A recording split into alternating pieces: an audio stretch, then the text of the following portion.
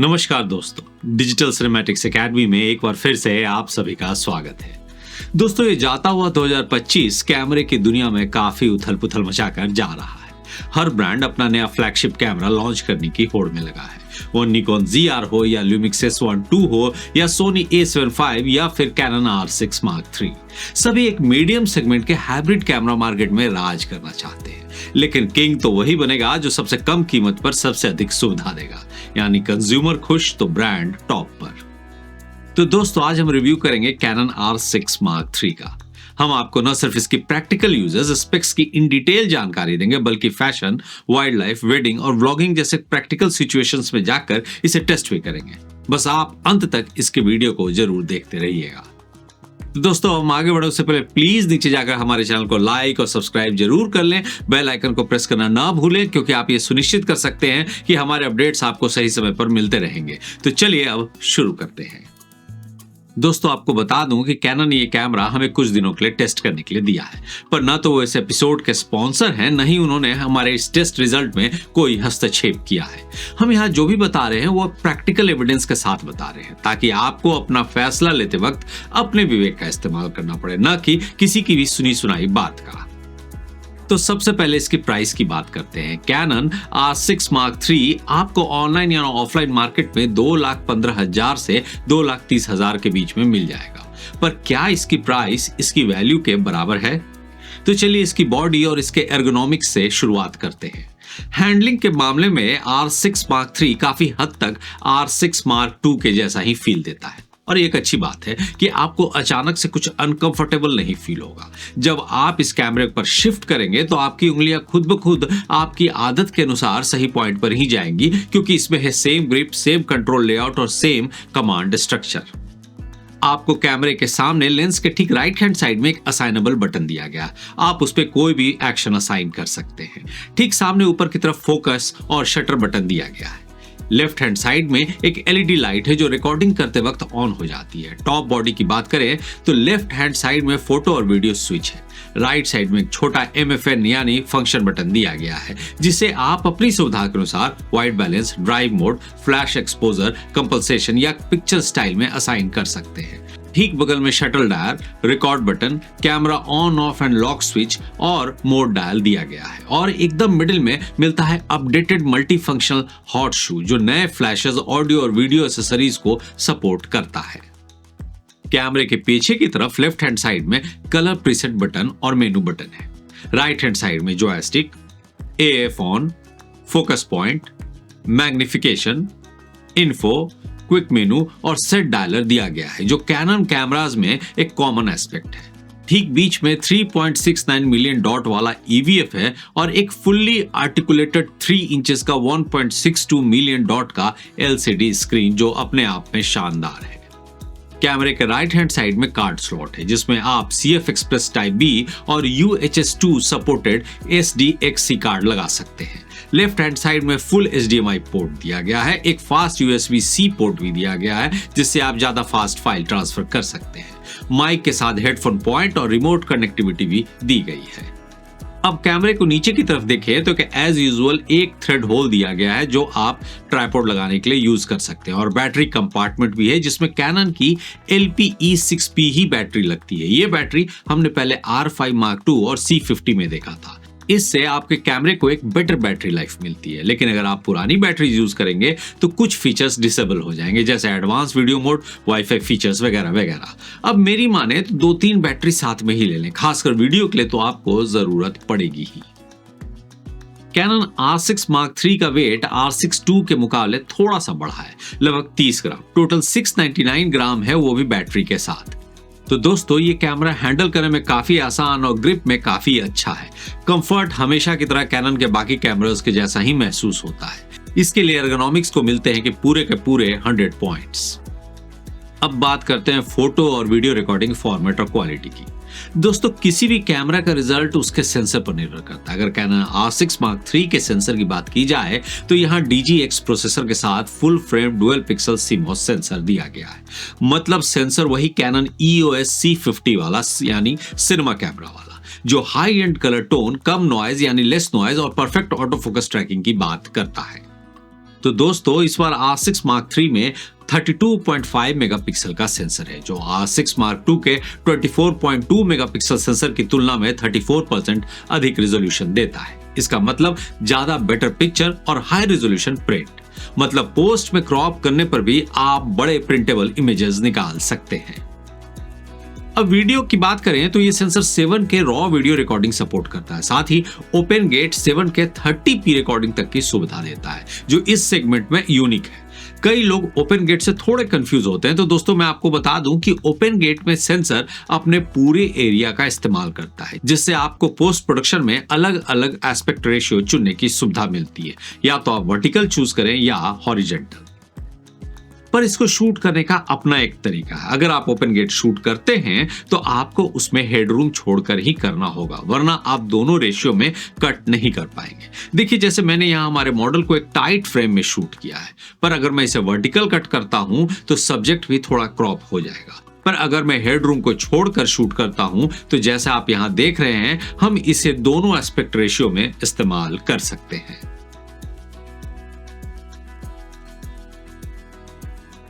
अब बात करते हैं रिकॉर्डिंग फॉर्मेट और कार्ड कंजम्पशन की, यानी स्पेस यूजेस की। तो सबसे पहले इसका रिजोल्यूशन है 6969x4640 यानी 7K स्टैंडर्ड रॉ, जिसमें 512 GB का CF Express B card 24 minute तक रिकॉर्ड टाइम देता है। पर जैसे ही आप इसे लाइट रॉ में कन्वर्ट करते हैं, वो भी 25 FPS पर, यह रिकॉर्डिंग टाइम 50 मिनट के आसपास हो जाता है।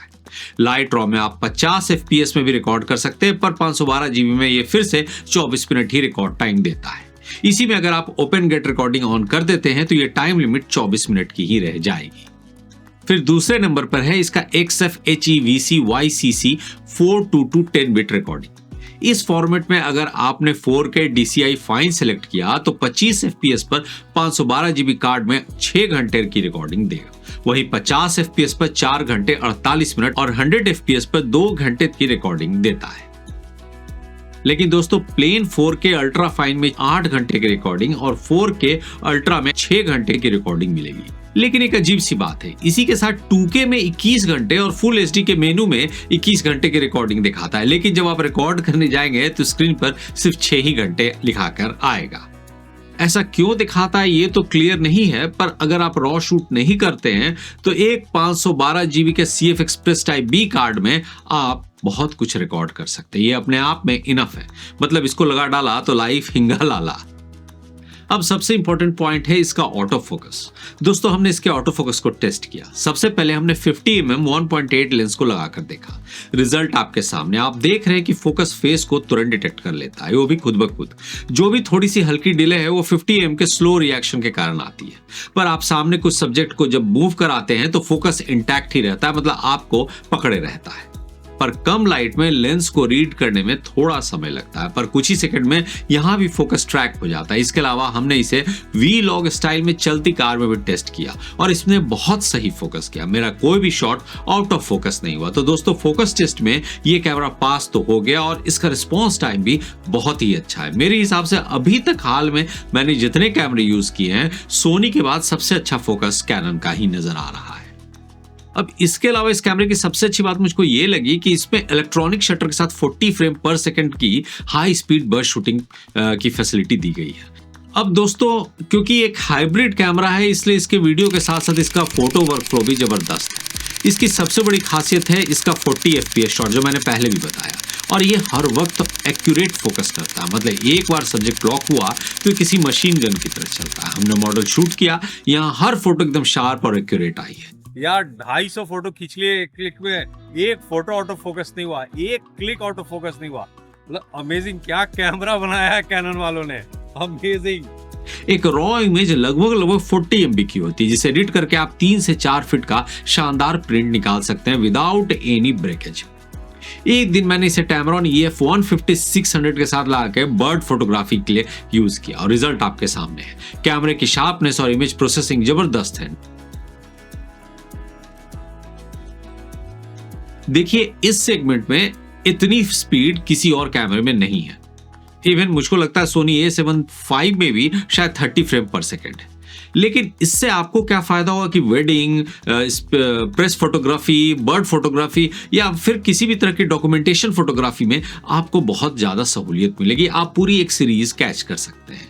इसके अलावा इसमें प्री रिकॉर्डिंग फैसिलिटी साथ में दी गई है, मतलब आप पलक झपकते ही शॉट को कैप्चर कर सकते हैं। दोस्तों, ये एक ऐसा लाइफ सेविंग फीचर है जो इस कैमरे को वाकई खास बनाता है। जैसे आपके साथ कभी ऐसा हुआ है कि आप किसी चिड़िया के उड़ने का इंतजार कर रहे हैं या शादी में दूल्हे दुल्हन की एंट्री का वो खास पल का वेट कर रहे हैं और जैसे ही बटन दबाया वो समय निकल गया, आपने वो शॉट मिस कर दिया? तो हाँ, Canon R6 Mark III में इस समस्या का समाधान है। इसमें आपको फोटो और वीडियो दोनों के लिए प्री रिकॉर्डिंग का ऑप्शन मिलता है। अब इसको ऐसे समझिए कि जैसे वीडियो लेते वक्त कैमरे के बटन को फोकस में आप जैसे ही दबाते हैं, ये 3 से 5 सेकंड को पहले ही रिकॉर्ड कर लेता है। इसका मतलब ये होता है कि अगर आपने रिकॉर्ड बटन दबाने में थोड़ी देर भी कर दी तो वो पीछे का 5 सेकंड 7 सेकंड जो गोल्डन मोमेंट है वो आपके कार्ड में सेव हो चुका होता है। ये चीज फोटोग्राफी में प्री कंटिन्यूअस शूटिंग के नाम से मिलती है, जहां शटर बटन को आधा दबाते ही कैमरा फ्रेम में कैप्चर करना शुरू करता है। आप यहां देखिए, ये देखिए, ये बफर बार बार ऑन ज्यादा और कम रिकॉर्ड कर रहा है ये आपके फ्रेम को। वाइल्ड लाइफ और स्पोर्ट्स फोटोग्राफर्स के लिए किसी जादू से कम नहीं है। अब आपको कोई भी एक्शन शॉट मिस नहीं करना होगा, और खासकर वेडिंग में तो आपने जैसे ही इसको लगाया और खासकर जयमाल या किसी इंपॉर्टेंट रिचुअल के समय, तो वो पहले से आपने फोकस करके रखा, वो रिकॉर्ड हो रहा है और अपने उसी समय सिंदूरदान या जयमाल के समय आपने क्लिक कर दिया तो पुराना 10 फ्रेम 8 फ्रेम आपके फोकस में, आपके कैमरे में अपने आप स्टोर होकर मिल जाएगा। दोस्तों, ऑटो फोकस के मामले में इस कैमरे में एक क्रांतिकारी फीचर दिया गया, फेस रजिस्ट्रेशन टेक्निक। अब सोचिए, आप एक शादी या इवेंट को शूट कर रहे हैं जहां सैकड़ों लोग मौजूद हैं, लेकिन आप चाहते हैं कि कैमरा सिर्फ दुल्हा दुल्हन या किसी चीफ गेस्ट पर ही फोकस रहे, तो ये बहुत मुश्किल होता है। कई बार लोग सामने आ जाते हैं और फोकस ऑटो फोकस हो जाता है, लेकिन Canon R6 Mark III ने इसे बच्चों का खेल बना दिया है। इसलिए मैं बोलता हूं कि इस तरह के फीचर से ही कैमरे की सेल बढ़ती है। देखिए, होता क्या है कि इस कैमरे के मेन्यू में जाकर आप किसी खास व्यक्ति के चेहरे को रजिस्टर कर सकते हैं। इसका AI उसे याद रखेगा, यानी आप उसकी फोटो को अपने प्रायोरिटी लिस्ट में डाल देते हैं। इसके बाद कैमरा उस चेहरे को पहचान लेता है और फ्रेम में चाहे कितनी भी भीड़ आ जाए, जैसे ही वो रजिस्टर्ड चेहरा आपके फ्रेम में आता है, कैमरा ऑटोमेटिकली उसे तुरंत फोकस कर लेता है और उसी पर लॉक रहता है। देखिए, वेडिंग फिल्म मेकर्स के लिए ये फीचर्स किसी वरदान से कम नहीं है, क्योंकि आप भीड़ भाड़ वाली सीन में आपका फोकस भटकने नहीं देना चाहते हैं, और यही वो टेक्निक है जहां सब्जेक्ट हमेशा इन फोकस और शार्प बना रहेगा। तो दोस्तों, मेरे हिसाब से ये इतना इंपॉर्टेंट फीचर है जिसे कैनन ने रिकॉग्नाइज किया है। इसके लिए मैं कैनन को जरूर शाबाशी और थैंक्स भी देना चाहूंगा।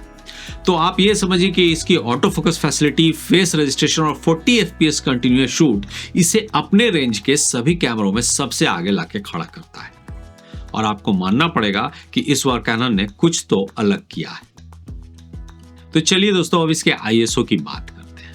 दोस्तों, किसी भी कैमरे का ISO उसकी सेंसिटिविटी को तय करता है, मतलब कितने कम लाइट में कितनी अच्छी फोटो वो ले सकता है। देखिए दोस्त, हम कभी पिच डार्क कंडीशन में काम नहीं करते, इसके लिए प्रैक्टिकल कंडीशन में हमने इसे लाइट के साथ चेक किया। इस मॉडल शूट की क्लिप हमने 800 ISO पर शूट की है। अब इसे 200% जूम करके देखिए। आप देखिए, ब्लैक स्वेटर के एरियाज भी एकदम क्लीन है, यानी इसमें कोई नॉइज 800 ISO पर एकदम भी नहीं आ रहा है। अब इसे किसी वेडिंग में चेक करके देखते हैं। मैंने आशीष को फोन किया, उन्होंने एक रिसेप्शन में मुझे बुलाया। थैंक्स आशीष आपकी इस मदद के लिए। अब वेडिंग लाइट में ISO चेक करते हैं। ये स्टेज का सीन है और ISO 800 और 50 FPS पर मैं शूट कर रहा हूं, ताकि स्लो मोशन में इसका इस्तेमाल किया जा सके। आप देखिए, इसमें कोई भी ग्रेन्स आपको नजर नहीं आ रहा, जबकि ये लॉग पर शूट है। और अब ये इमेज देखिए, इस पे कोई ग्रेन्स आपको नजर नहीं आएगा। इसके अलावा मैंने लो लाइट में ये कुछ शॉट्स मॉडल्स के साथ लिए, और आप देखिए, न फोटोज में कोई ग्रेन्स आ रहा है, न ही किसी वीडियो में। तो ISO परफॉर्मेंस में भी ये कैमरा जबरदस्त परफॉर्म करता है। अब ऐसा लगता है कि इस पर डुअल बेस ISO दिया तो गया है, पर शायद कैनन ये एक्सेप्ट नहीं करना चाहता है। खैर, हमें तो फैसिलिटी से मतलब है, अगर मिलता है तो क्या बुराई है। दोस्तों अब हमारे पास एक आईएसओ और फोकस स्पीड दोनों को एक साथ टेस्ट करने का बड़ा अच्छा तरीका है। इसे हम लो लाइट लक्स टेस्ट कहते हैं। दोस्तों हम अपने सबसे इंटरेस्टिंग टेस्ट में इसको रखते हैं, लो लाइट लक्स टेस्ट, यानी एक मोमबत्ती की रोशनी में कैमरा कैसा रिस्पॉन्स करता है। हमने यहाँ 7K ओपन गेट में 800 आईएसओ पर शूट किया है। आप देखिए रिजल्ट कितना क्लीन है। इसके अलावा ऑटो फोकस डिटेक्शन और फोकस दोनों इतने कम लाइट में भी कितने फास्ट और इंटैक्ट है। इन दोनों टेस्ट में ये तो क्लियर हो गया कि Canon R6 Mark III fast focus और लो लाइट बीस्ट कहा जा सकता है। अब दोस्तों इसके इन बॉडी इमेज स्टेबलाइजेशन की बात करते हैं। ये एक ऐसा फीचर है जो किसी भी वीडियो शूटर या फोटोग्राफर के लिए गेम चेंजर साबित हो सकता है।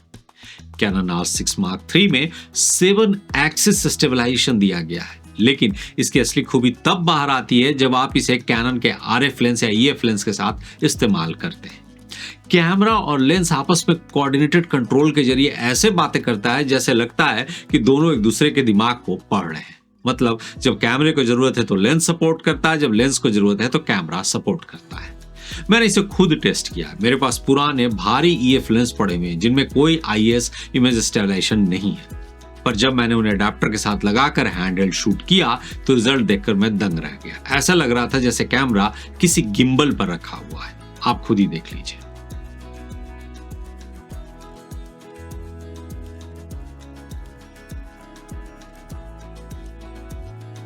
दोस्तों चाहे आप चलते हुए वीलॉग शूट कर रहे हो या किसी वेडिंग में भागते हुए सिनेमैटिक शॉट ले रहे हो, इसका 7 एक्सिस आई बीस हल्के झटकों को पूरी तरह से ऑब्जर्व कर लेता है। आपको हर छोटे काम के लिए भारी भरकम गिम्बल को कैरी करने की जरूरत नहीं पड़ेगी।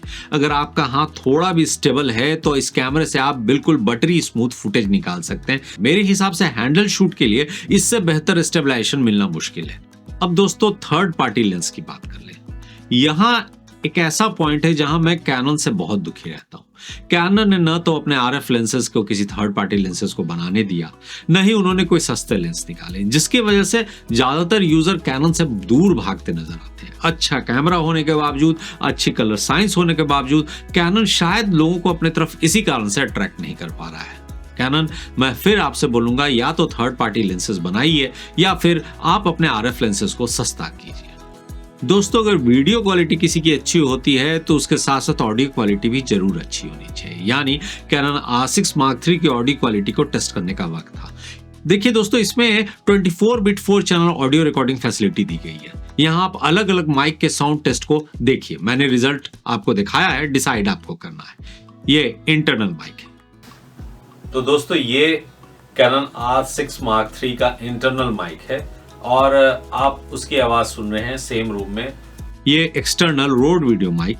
दोस्तों ये जो आप आवाज सुन रहे हैं ये कैनन R6 Mark III पे रोड वीडियो माइक लगा के मैं टेस्ट कर रहा हूँ। और ये एक्सटर्नल हॉलीलैंड वायरलेस माइक। अभी इधर अब हम लोग ब्लॉगिंग टेस्ट ट्राई करके देख रहे हैं, तो जो वॉइस है इससे आ रही है। तो दोस्तों आपने साउंड का अंतर देखा। देखिए साउंड हर तरफ से काफी रिफाइन और प्रोफेशनल नजर आ रहा है।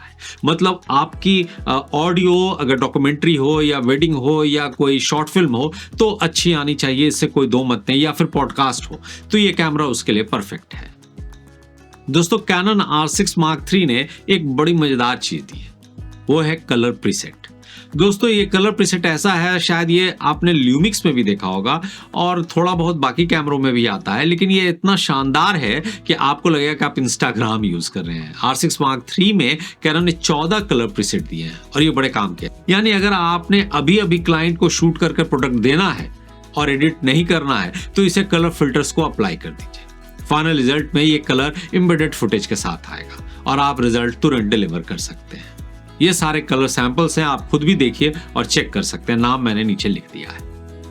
दोस्तों जब वीडियो की बात हो रही है तो हम आपको बता दें कि हमने इसके रॉ वीडियो को भी चेक किया और सबसे मजेदार बात यह है कि इसकी जो रॉ सिनेमा फाइल बनती है वो 7K ओपन गेट में भी बनती है, तो आपके पास डबल लेवरेज रहता है। जैसे ही आप रॉ के प्रॉपर्टीज को खोलेंगे आप इसमें ISO, इसकी ब्राइटनेस, इसका कलर टेम्परेचर वगैरह वगैरह बदल सकते हैं। काफी इंफॉर्मेशन लेने के कारण ये फाइल थोड़ी बड़ी जरूर बनती है, पर ये काफी फ्रूटफुल और काफी काम के लायक होती है। आप देखिए हमने यहाँ कैनन सिनेमा रॉ के फुटेज को, जिससे हमने C-Log 2 पर शूट किया है, एडिट किया है। रिजल्ट आपके सामने। आप चाहें तो किसी भी प्रोफेशनल शूट के लिए या किसी भी एडवर्टीजमेंट के लिए आप इस पर रॉ वीडियो शूट कर सकते हैं। तो दोस्तों अब बात करते हैं इसका स्लो मोशन की। दोस्तों आपको सबसे अच्छी बात ये लगी कि ये 4K 120 FPS तक विदाउट क्रॉप स्लो मोशन करता है। मतलब आप 4K में टेंशन के बिना आराम से स्लो मोशन ले सकते हो 120 FPS पर। स्मूथ भी उतना ही अच्छा रहेगा और काम भी उतना ही अच्छा होगा। हमने इसे अलग अलग स्लो मोशन में भी टेस्ट किया। ये है 50 FPS और ये है 100 FPS। आप देखिए रिजल्ट कितना स्मूथ है, दोनों सी लॉग हैं और देखिए कितना शानदार रिजल्ट आ रहा है।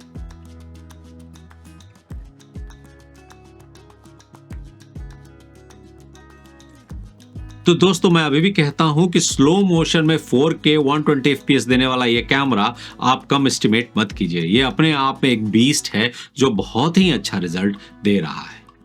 लेकिन हर चीज के साथ कुछ ना कुछ ड्रॉबैक होता है। तो इस कैमरे के साथ एक छोटा ड्रॉबैक है, लेकिन वो डिपेंड करता है आप कैसे इस्तेमाल करते हैं कि ये ड्रॉबैक आपके लिए ड्रॉबैक रहे या ना रहे। बेसिकली ये समस्या हमारे यूजर्स को सबसे ज्यादा है, मतलब उनके दिमाग में ये समस्या उन्होंने अभी तक इस्तेमाल करके देखा नहीं है। वो है इसकी ओवर हीटिंग प्रॉब्लम। दोस्तों हमने सबकी बात सुनी और इसके ओवर हीटिंग प्रॉब्लम को हर तरह से टेस्ट किया। सबसे पहले हमने 50 शटर स्पीड पर 25 FPS कैमरा ऑन करके छोड़ दिया और ये कैमरा 1 घंटे से ज्यादा रिकॉर्ड किया। इस हिसाब से 25 FPS पर ये 2 घंटे तक लगातार चल सकता है। मतलब आप पॉडकास्ट करें, वेडिंग करें, डॉक्यूमेंट्री करें, टाइम लैप्स करें, वाइल्ड लाइफ करें या फिर वीलॉग करें, आप लगातार बिना किसी रुकावट के शूट कर सकते हैं अगर आपकी बैटरी उतनी लंबी चल जाए या फिर आपका कार्ड ना भरे तो। लेकिन एक दूसरा एस्पेक्ट भी है जिसके लिए लोग बहुत क्यूरियस है, वो है इसका 50 FPS पर 100 शटर स्पीड का टेस्ट। दोस्तों जब हमने इसे 50 FPS 100 शटर स्पीड पर शूट किया, यानी टेक्निकली स्लो मोशन पर शूट करना शुरू किया, तो हमने देखा कि लगातार चलने में कैमरा 14 मिनट के बाद हीट साइन की शुरुआत करता है। लेकिन अच्छी बात यह है कि इसमें एक 10 लेवल इंटरनल टेम्परेचर इंडिकेटर दिया हुआ है जो आपको बताता है कि आपका कैमरा धीरे धीरे गर्म हो रहा है। फिर कैमरा लगभग 22 मिनट में आधे मीटर को पार कर रहा था और 26 मिनट में हीट वार्निंग कलर डिस्प्ले दिखाई देने लगा। इसके लगभग 2 मिनट के बाद कैमरा गर्म होकर वार्निंग देने लगा, तो मैंने इसे बंद कर दिया। मतलब अगर आप स्लो मोशन में लगातार आधे घंटे तक रिकॉर्ड करेंगे तो कैमरा आधे घंटे में हीट होकर बंद हो जाएगा। लेकिन दोस्तों एक बात बताइए, हम में से कितने लोग आधे घंटे 50 FPS और 100 शटर स्पीड पर लगातार शूट करते हैं? दोस्तों मैंने अभी तक अपने प्रोफेशनल करियर के 15 सालों में कभी भी स्लो मोशन पर इतनी देर शूट नहीं किया। आमतौर पर हम एक टेक लेते हैं, फिर कैमरा बंद करके अगले शॉट की तैयारी करते हैं। तो दोस्तों जो भी इस बात से परेशान है, मैं उनको सिर्फ ये कहना चाहूंगा कि अगर आप 30 मिनट्स लगातार स्लो मोशन रिकॉर्ड करेंगे तो हाँ, ये कैमरा आपके लिए नहीं है। लेकिन अगर आप थोड़े समझदार हैं, प्रोफेशनल आर्टिस्ट हैं, तो आपको भी पता होगा कि प्रैक्टिकली ये प्रैक्टिस संभव नहीं है। और अगर आप ऐसी प्रैक्टिस नहीं करते हैं, ऐसे रिकॉर्ड नहीं करते हैं, तो आपको ये हीटिंग की समस्या नहीं आएगी। हम तो आमतौर पर प्री वेडिंग में भी आप देखते हैं कि थोड़ा सा रिकॉर्ड करने के बाद हम बंद कर देते हैं। शूटिंग में भी थोड़ा रिकॉर्ड टेक लेने के बाद बंद कर देते हैं। वाइल्ड लाइफ में भी ऐसा ही करते हैं और वेडिंग में भी ऐसा ही करते हैं। अब दोस्तों सबसे अंत में मेरी क्या राय है? दोस्तों मेरी राय में ये कैमरा शानदार है। कैनन R6 Mark III अभी तक अपने सारे कंपटीटर्स के मुकाबले में बहुत अच्छा परफॉर्म कर रहा है। मेरी मानिए तो ये आपके इन्वेस्टमेंट का सही रिटर्न बन सकता है। दोस्तों हमने आपको टेक्निकल और प्रैक्टिकल डिटेल्स दोनों दिखा दिए। अब फैसला आपका है। कैमरा लेने से पहले कंपनी से डेमो की डिमांड जरूर करें और जब आप आश्वस्त हो जाएं तभी अपने पैसे इन्वेस्ट करें।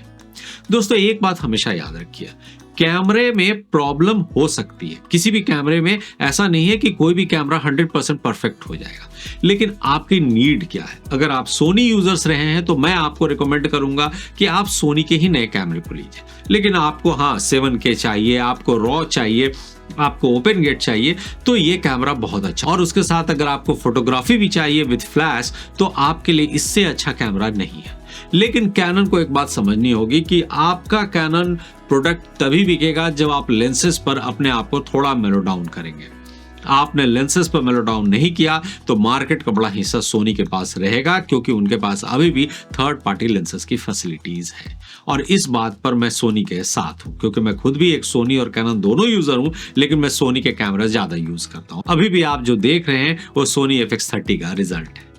तो दोस्तों, मैं बार बार आपको कहता हूं कि आप अपने विवेक का इस्तेमाल करें, खुद समझें। तो चलिए, अब चलने का वक्त हो रहा है। जाने से पहले आप प्लीज सब्सक्राइब कर लें अगर नहीं किया है तो, और इसे शेयर करें अगर पसंद आया है तो, और अपने कमेंट्स करना नहीं भूलें। अगर आपको लगता है कि मैंने कुछ गलत कहा है या कोई चीज आपको ऐसा लगता है कि आपको मुझे बताना चाहिए इस कैमरे के बारे में, तो मुझको जरूर बताएं, या कोई सवाल है तो जरूर पूछें। तब तक के लिए फिर मिलते हैं अगले एपिसोड में। Happy filming and sayonara.